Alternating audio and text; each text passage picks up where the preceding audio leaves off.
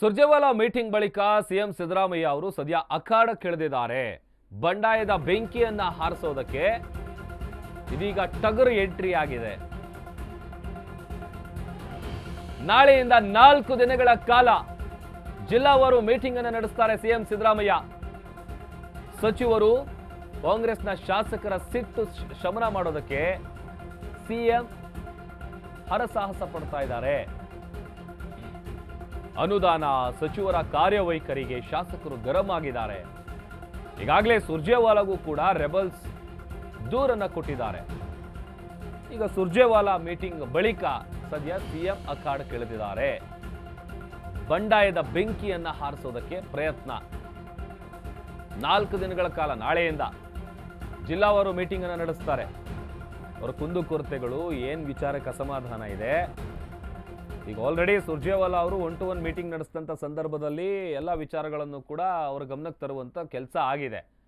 ಅದಾದರೂ ಕೂಡ ಕಾಂಗ್ರೆಸ್ ಪಕ್ಷದಲ್ಲಿ ಅಸಮಾಧಾನದ ಹೊಗೆ ಒಂದು ಸ್ವಲ್ಪ ಮಟ್ಟಿಗೆ ಆಡ್ತಾ ಇದೆ.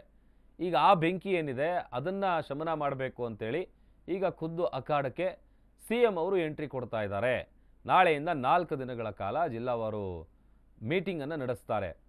ಆ ಸಭೆಯಲ್ಲಿ ಈಗ ಒಂದು ಕಡೆ ರೆಬಲ್ಸ್ ಟೀಮ್ ಏನಿದ್ದಾರೆ, ಸುರ್ಜೇವಾಲಾ ಅವರು ರಾಜ್ಯಕ್ಕೆ ಬಂದು 1-to-1 ಚರ್ಚೆ ಮಾಡಿದಂಥ ಸಂದರ್ಭದಲ್ಲಿ ಆರಂಭದಲ್ಲಿ ಶಾಸಕರು ಆಮೇಲೆ ಸಚಿವರು ಎಲ್ಲರಿಗೂ ಕೂಡ ಪ್ರತ್ಯೇಕವಾಗಿ ಮಾತುಕತೆಯನ್ನು ನಡೆಸಿದ್ರು. ಏನೇನು ತೊಂದರೆ ಆಗ್ತಾ ಇದೆ, ಯಾಕಂತಂದರೆ ಅನುದಾನದ ವಿಚಾರವಾಗಿ ಕೂಡ ಸ್ಪಂದಿಸ್ತಾ ಇಲ್ಲ, ಸಚಿವರು ಕೈಗೆ ಸಿಗ್ತಾ ಇಲ್ಲ, ಈ ಥರದ್ದೆಲ್ಲ ಒಂದಷ್ಟು ವಿಚಾರವಾಗಿ ಅಸಮಾಧಾನ ಇತ್ತು. ಅದಾದ ಮೇಲೆ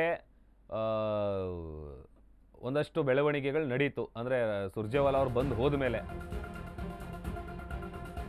ಈಗ ಸಿದ್ದರಾಮಯ್ಯ ಕೈ ಸೇರಿದ ಸುರ್ಜೇವಾಲಾ ಅವರು ನಡೆಸಿದಂಥ ಸಭೆಯ ವರದಿ. ಹೀಗಾಗಿ ಸುರ್ಜೇವಾಲಾ ಬಳಿಕ ಮ್ಯಾರಥಾನ್ ಮೀಟಿಂಗ್ ಅನ್ನು ಮಾಡ್ತಾ ಇದ್ದಾರೆ ಸಿಎಂ ನಾಳೆಯಿಂದ. ಅದರಲ್ಲಿ ಸಚಿವರು, ಶಾಸಕರು, ಅಧಿಕಾರಿಗಳ ನಡುವಿನ ಗೊಂದಲ ಏನಿದೆ ಅದರ ಜೊತೆಗೆ ಕಾಮಗಾರಿ ಅನುದಾನದ ವಿಚಾರಕ್ಕೆ ಸಂಬಂಧಪಟ್ಟಂತೆಯೂ ಕೂಡ ಸಮಾಲೋಚನೆಯನ್ನು ನಡೆಸಲಾಗುತ್ತೆ. ಸಚಿವರು ಶಾಸಕರ ಸಂಧಾನಕ್ಕೆ ಸಿದ್ದರಾಮಯ್ಯ ಅವರು ಯತ್ನ ಮಾಡುವಂತ ಸಾಧ್ಯತೆ ಇದೆ. ಆಲ್ರೆಡಿ ಸುರ್ಜೇವಾಲಾ ಅವರು ಬಂದು 1-to-1 ಚರ್ಚೆ ನಡೆಸಿ ಹೋಗಿದ್ದಾರೆ. ಅದರ ವರದಿ ಏನಿದೆ, ಆ ಸಭೆಯ ವರದಿ ಕೂಡ ಸಿದ್ದರಾಮಯ್ಯ ಅವರ ಕೈ ಸೇರಿದೆ. ನಾಳೆಯಿಂದ 4 ದಿನಗಳ ಕಾಲ ಸಚಿವರು, ಶಾಸಕರು, ಅಧಿಕಾರಿಗಳ ಜೊತೆ ಚರ್ಚೆಯನ್ನು ನಡೆಸಿ ಅವರ ನಡುವೆ ಇರುವಂಥ ಗೊಂದಲ ಅದನ್ನು ಬಗೆಹರಿಸಬೇಕು. ಒಂದು, ಅದರ ಜೊತೆಗೆ ಕಾಮಗಾರಿ ಆಗ್ತಾ ಇಲ್ಲ ಅಥವಾ ಏನೋ ಒಂದು ಅನುದಾನ ಕೇಳಿರ್ತೀವಿ, ಈ ಥರದ್ದು ಕಾಮಗಾರಿ ಅಭಿವೃದ್ಧಿ ಪಡಿಸಬೇಕು, ಅದಕ್ಕೆ ಸಚಿವರು ಕರೆಕ್ಟಾಗಿ ಸ್ಪಂದಿಸ್ತಾ ಇಲ್ಲ.